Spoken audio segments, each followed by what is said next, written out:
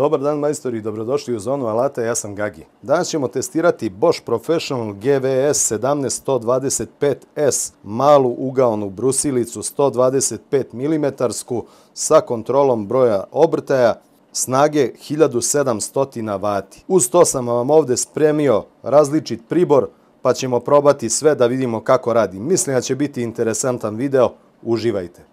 Što se tiče brusilice, dolazi standardno u ovom kartonskom pakovanju. Bosch nam kaže ovdje da je redukovao debljinu same ručke kako bi bila zgodnija za držanje.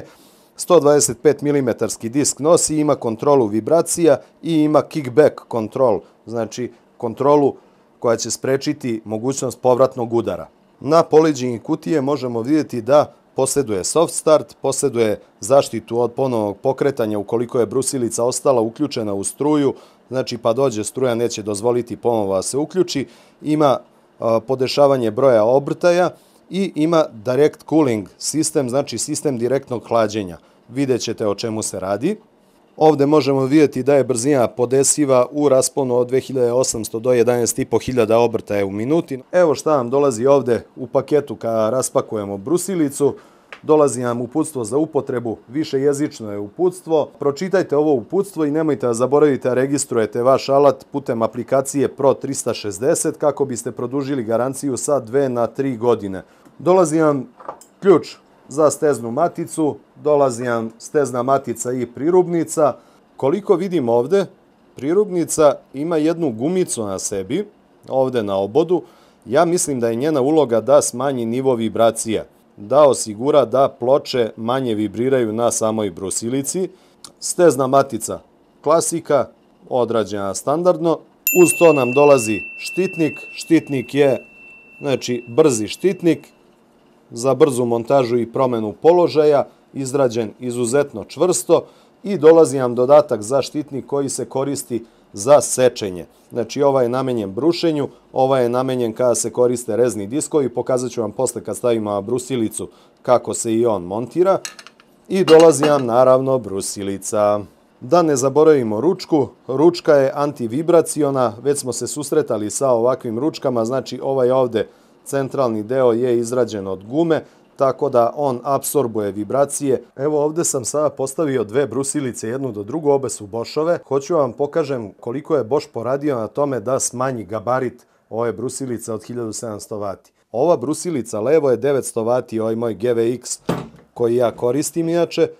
Znači pogledajte 900 W brusilicu, a pogledajte 1700 W brusilicu. Znači, jako je mala razlika u samoj debljini brusilice, što je čini jako zgodnom za držanje u ruci. Znači, ne valja kad je brusilica mnogo debela, onda zamara ruku prilikom rada, a to niko ne voli, ali tako počne da se grči ruka. Kada pogledate ovo 900 W, njena širina ovdje je nekih 54 mm. Evo vidite, a ova recimo je 59 mm. Znači, 5 mm je samo šira, a razlika u snazi je više nego duplo. Kada kažem više nego duplo, vi imate ulaznu snagu brusilice koja u ovom slučaju modela od 900 W je 900 W, jel tako?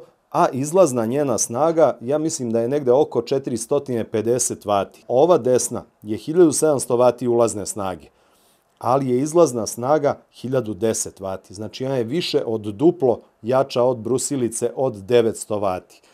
Što se tiče druge mere, ovdje kada pogledate, ovo je nekih 59 mm, a na ovoj brusilici je to 62 mm. Znači jako malo povećanje što se tiče samog gabarita, a ogromno povećanje što se tiče snage. Također, markica je duža, nekih par santimetara svega, ali svakako mislim da će biti jako ugodna za rad. Hajde da je lepo pogledamo sada. Znači ovdje nam je smešten prekidač. Prekidač mi deluje da je dobar. Ono što ćemo odmah primetiti da ovaj ovdje deo nema nigde ventilacione otvore. Znači nigde ni jednog ventilacionog otvora nema kako bi sprečio da ulazi prašina prilikom brušenja i sečenja u sam sistem motora, jel tako, i dalje vamo kanalima ka hlađenju prenosa. Bosch je to rešio tako što je ventilacione otvore postavio u zadnjem delu brusilice, znači nalaze se ovde, ovde vam se nalazi mrežasti jedan filter koji će sprečiti prodor krupnijih čestica da dođu do samog motora. Evo vidite kako je fino urađena ta mreža i ono što je dobro, što se ova mreža sklanja kako biste je mogli očistiti i kako biste je mogli izduvati kompresorom. Ovaj zadnji poklopac prilično čvrsto stoji ovde na kućištu, ne može to da se desi da slučajno spadne, a ispod se nalazi potenciometar za podešavanje broja obrtaja. Ono što je interesantno, sada ćete reći pa što su to napravili a bude nepristupačno. Ovo nije brusilica koja je namenjena da se stalno menja broj obrtaja. Zna se, ako koristite određeni abraziv, vi ćete podesiti broj obrtaja, zatvoriti je i vi sa njom radite, znači narednih sati, jel tako? I samim tim mi apsolutno ne smeta da ovaj ovde filter postoji tu. Takođe, primetit ćete da jedini ventilacioni otvori koji postoje na ovoj brusilici su smešteni sa zadnje strane, znači protok vazduha će biti kroz celo telo brusilice, ali vazduha koji je sa zadnje strane usisan i koji je oslobođen krupnih komada prljavštine, odnosno metala ili čega god. Što znači, tok vazduha kroz brusilicu ide odavde, hladi motor, dolazi do reduktora, hladi reduktor i ovde na prednjem delu izlazi vazduh napolje. Na glavi reduktora nam je postavljen ovde taster za blokadu osovine. Ovde možemo vidjeti na glavi reduktora da su smeštena i dva navoja, jedan sa leve i jedan sa desne strane gdje ćemo zašrafiti ručku. Odmah možemo vidjeti da je i to ergonomski odrađeno, znači neće ručka stajati pod uglom od 90 stepeni, već će ona stajati malo ukoso, što je svakako plus i zgodnije za rad. Takođe, Bosch je ostavio i ove rogiće da može lepo da se spusti brusilica kada se ne radi sa njom.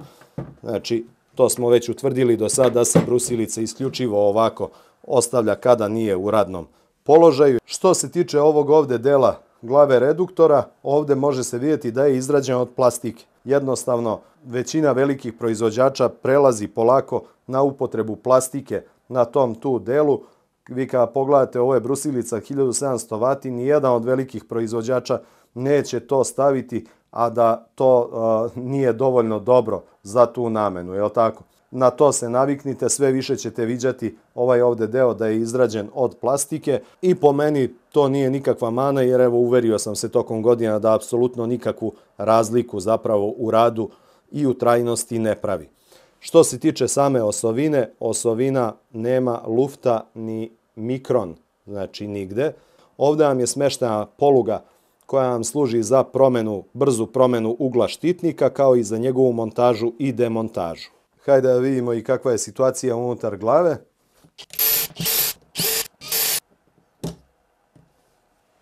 Evo ovde možete i vidjeti da je glava lepo napunjena mašću, tako da tu nema problema.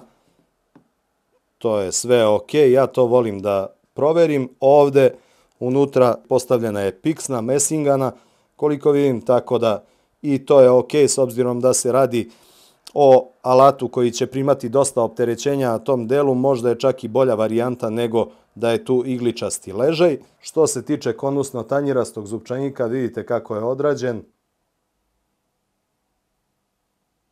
Na desnoj strani brusilice možemo vidjeti nalepnicu sa specifikacijama i deklaracijom i ovde možemo vidjeti da je alat proizveden u Nemačkoj, made in Germany.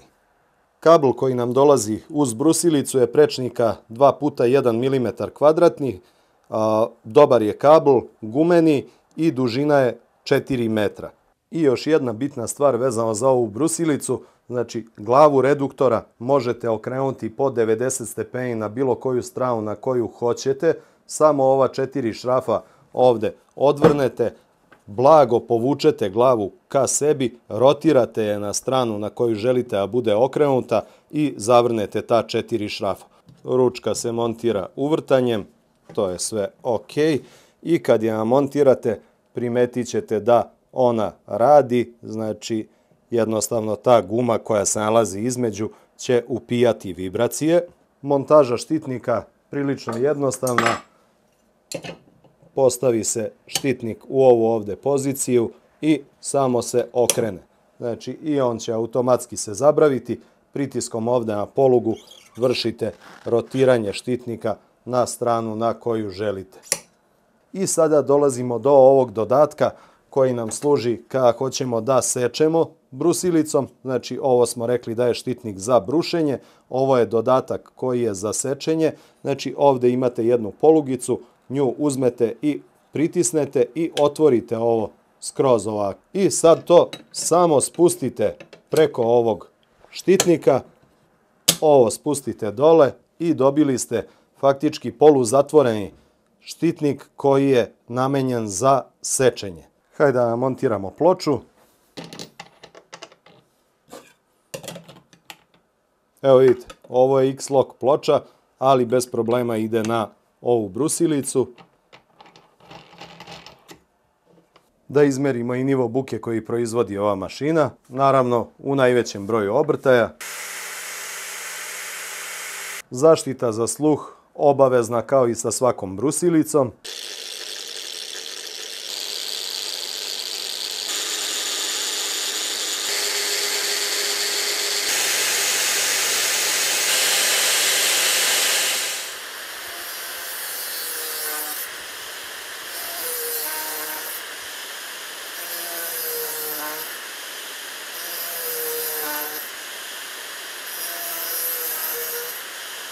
Evo, namontirao sam ovaj dijamantski disk premijerno, sad ćemo vidimo kako radi.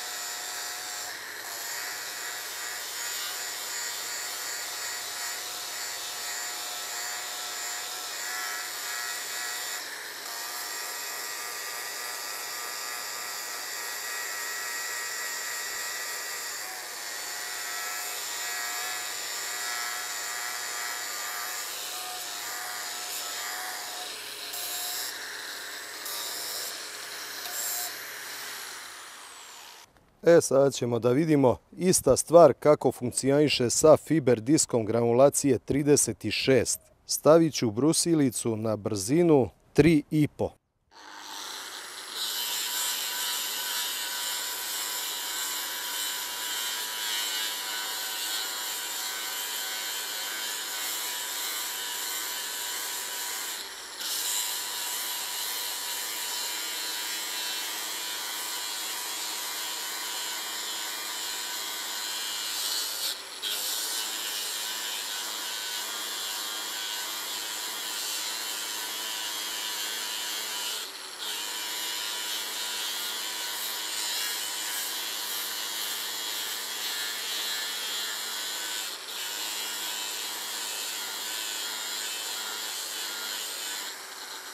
Šta bolje probati nego ovaj test komad na kom isprobavam aparate za zavarivanje. Ovo ovdje mislim da je rađeno elektrodom 4.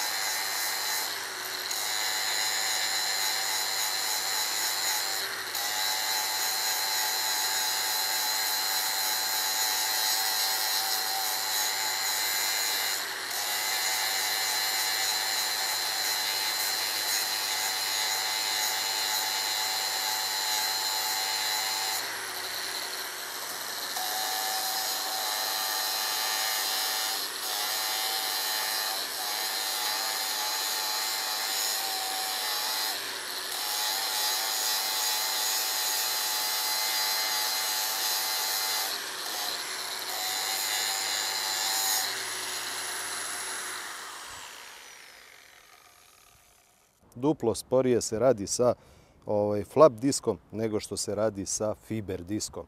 A vi kako god volite. Evo drugari, sad ćemo da probamo ovaj karbidni disk za multimaterijal. Znači nemojte da pomešate samo onaj dijamantski i ovaj karbidni. Karbidni je multimaterijal, a onaj dijamantski je samo za metal, za sečenje metala, nije za ove stvari. I isto tako nemojte da mislite da možete da sečete čelične profile kao što smo sekli sa ovim. Ne, totalno dve različite stvari, različite dve tehnologije primenjene. Idemo da vidimo kako radi u OSB tablama.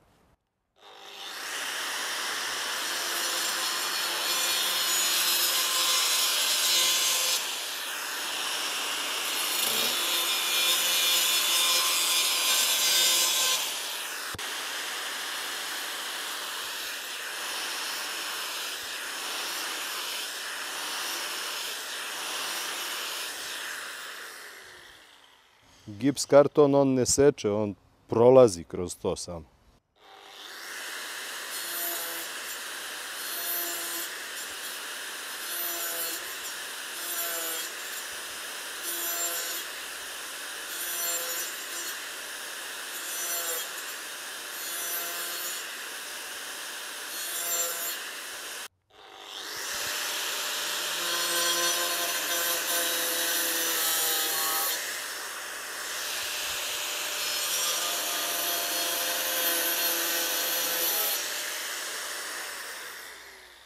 Evo malo i lončastu četku da uposlimo ovde.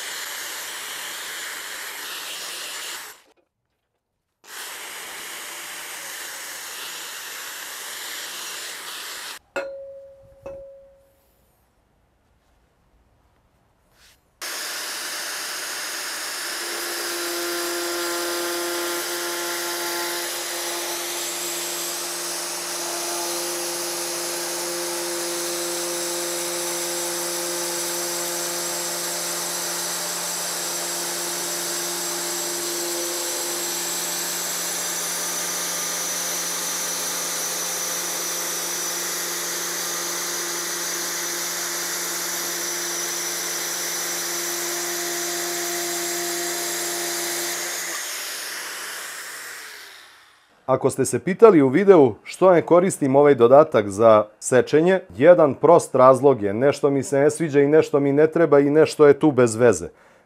Iz jednog prostog razloga da biste vi bolje u videu vidjeli rezultate sečenja, odnosno rada. Inače, mimo toga, ja ću kao i svaki deo zaštitne opreme, pa čak i ovaj štitnik koristiti sa ovom mašinom. I evo ljudi, možemo da napravimo zaključak vezano za Boschovu brusilicu GVS 17125S. Vidjeli ste šta sam radio, jednostavno brusilica ima jako mnogo snage, jako se lepo ponaša, fina je u ruci, mirna je, usko je telo, ne grče se ruke na njoj. Znači, jednostavno, ok, Bosch Professional, profesionalna brusilica, nema tu šta mnogo da se priča i da se dodaje.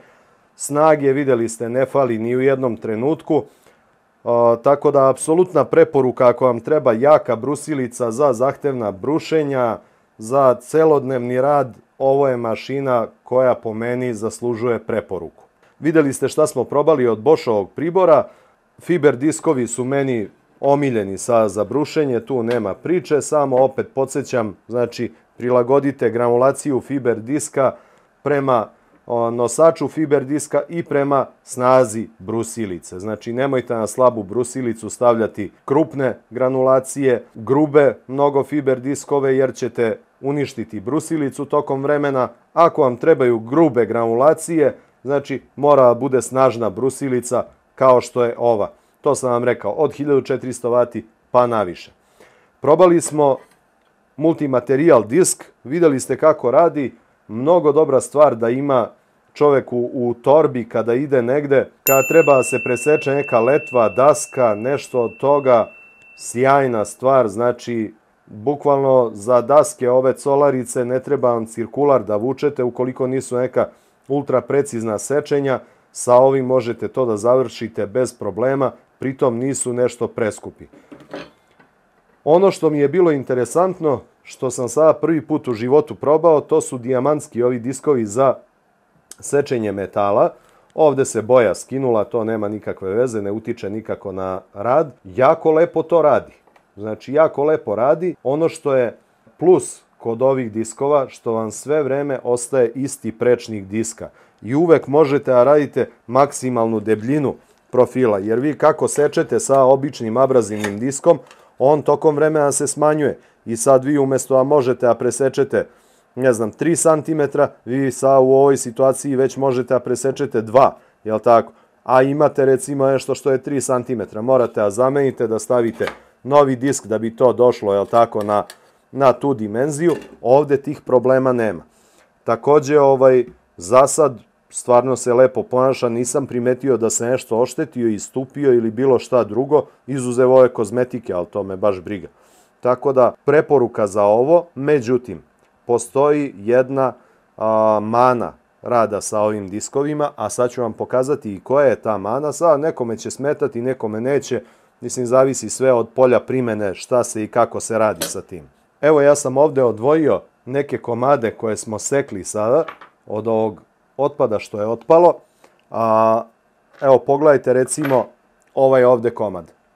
Ova ovdje strana je rađena abrazivnim diskom. Ova druga strana je rađena dijamantskim diskom. Koja je razlika? Pogledajte ovaj ovdje, ovu ivicu što dijamantski disk ostavlja. Znači morat ćete, ukoliko ga koristite, a treba sada to da zavarujete, morat ćete da ovo ovdje uklonite pre zavarivanja. Mimo toga stvarno nemam neke zamerke. Nisam vam pokazao funkciju Restart Protection. Ona je standardno jedna još bezbednosna funkcija gdje vi kada uključite brusilicu i ostali ste bez struje ili je neko isključio negdje pa je ponovo uključite, a prekidač na brusilici vam je ostao uključen, ona se neće pokrenuti. Znači sačekat će da je isključite pa da je potom ponovo uključite. Tako da to je jedna od funkcija isto koja nije za zanemariti, koja je jako bitna da postoji na alatima ovog tipa. Što se tiče Boschovog pribora, vidjeli ste tu, uglavnom ja nemam nikakve zamerke, uvek sam oduševljen njihovim priborom, a evo hoću nešto i da vam pokažem sad. Ovo je katalog Boschovog pribora za 2023. godinu u kom su pokriveni ekspert alati, odnosno ekspert pribor. Pogledajte vi katalog koliki je. I sve je Bosch sa detaljnim specifikacijama.